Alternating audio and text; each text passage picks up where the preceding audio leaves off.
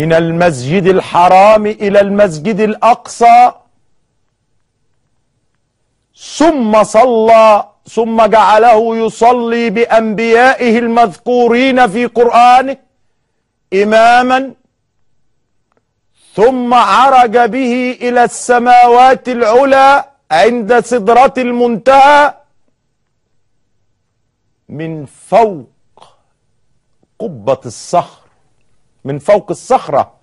التي أنشئت لها قبة في العهد الأموي. هذه الصخرة التي أمرها الله سبحانه وتعالى أن تتحول من صخرة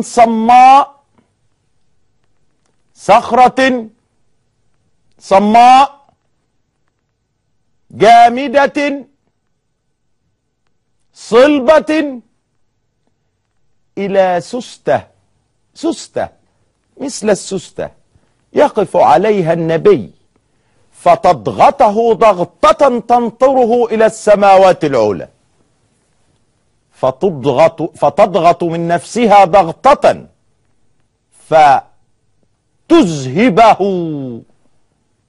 إلى السماوات العلى.